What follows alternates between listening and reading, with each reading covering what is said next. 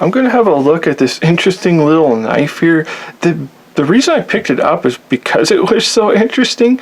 This thing is, when I say little knife, like, this thing is little. I mean, it is just a tiny little knife, but I would call it like the bulldog of knives, because this thing might be little, but it is like insanely thick. I mean, this is probably the thickest blade of any knife that I have, like, that's just like a production blade.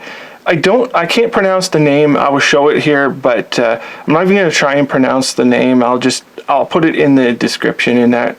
But this is our little knife here, which you'll see the name on here, which are like, they're pretty popular. I don't know if they sell them anywhere other than, like, say, AliExpress. I don't know if they do sell them anywhere else, if they're on Amazon or not. I haven't really looked for them, but you can see it says USA hunting knife.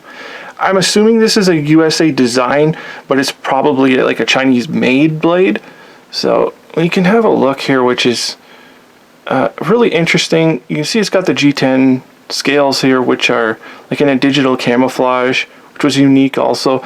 But the thing about this thing being so, you should be able to see it here, the profile of the blade, like, it is such a weird, because it's so thick, this knife, it has such an odd, just a flat grind right from the edge right down.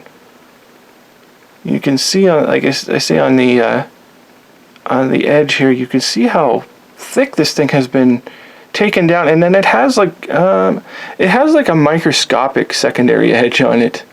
You can just barely see it there. It does cut really good for what it is. And here's our handle. Nice they put this little, like, almost little guard in there.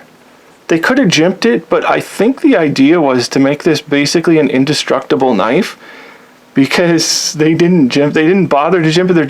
This thing is just it's just a little bar. I mean, you could use it as like I suppose if you, this would probably be the perfect batoning blade, because I was going to say, if you were use this for batoning, I mean, as little as it is, it would be perfect for that job.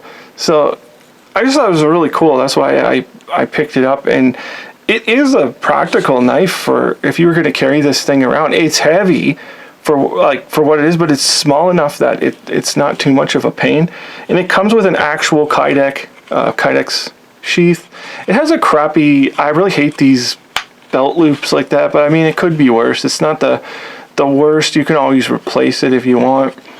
And it does fit its little sheath really nice. You can see how it's been scalloped there to fit the blade so it won't fall out. This is actually really great little knife. I don't even know what I would call that. It's sort of like a Tonto blade, but it's on such a, like, it's almost like a wedge. It's just a great big thick bar, like, that's been like ground down into a wedge. It was really cool knife, and I do recommend it. It was a little more expensive than some of the other, like, really cheap knives out there, but, like, I think it was in the $30 range, something like that. I don't think it was more than $30. And, like, yeah, it's just a little tiny bar, but, like, it's so cool. I just really like this knife. It looks like a great knife. So other than that, thank you for watching.